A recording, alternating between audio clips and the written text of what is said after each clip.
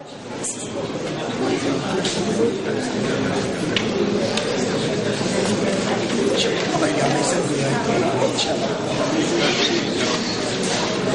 mám šlapu, napíšíte to a přestaňte, jak se to napsala.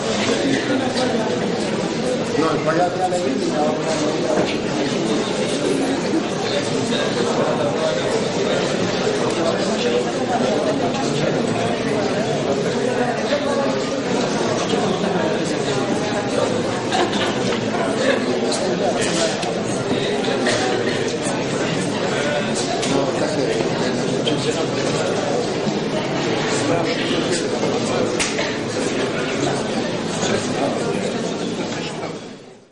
It's inadmissible to acquire territory by war.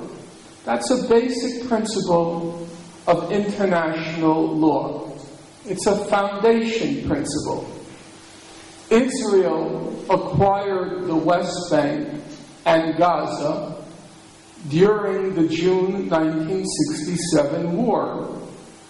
And therefore, the court said, Israel has no title to any of the West Bank and no title, no right to any of Gaza. The court said the whole of the West Bank and the whole of Gaza are occupied Palestinian territories. Full stop. When you look at the past, the present, and the future, what's most striking is how uncontroversial and how uncomplicated and how relatively simple the Israel-Palestine conflict is. Gandhi once said, or he said many times, I'm all for compromise, but not on basic principles. When I said it's simple, I meant the basic principles. Israel has to acknowledge, it has to fully withdraw, that all the settlements are illegal, that the Palestinians have the right under international law to return and get compensation. On the basic principles, there cannot be any compromise.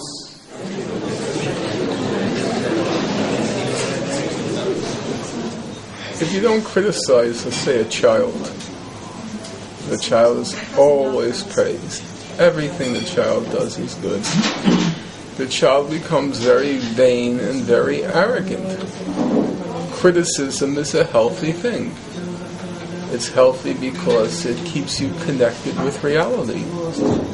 If you have a parent who's constantly praising the child, constantly saying how wonderful the child is, the child turns into a monster.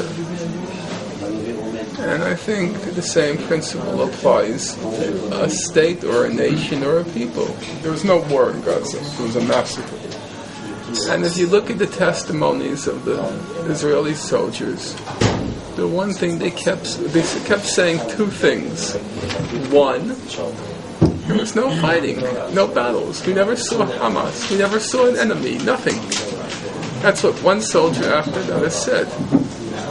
But the second thing they said was, we used insane amounts of firepower. Insane amounts of firepower. So now you have to put the two facts together.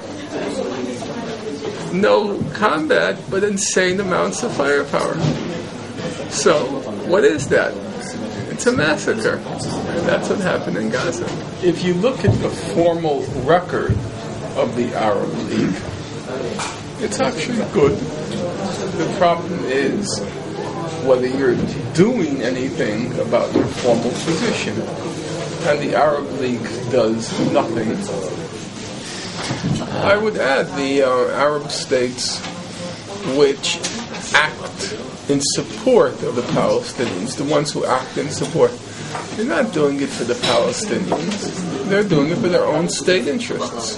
Don't you feel yourself sometimes as some Don Quixote? No, because where I'm, in the United States, there are many people who think like me.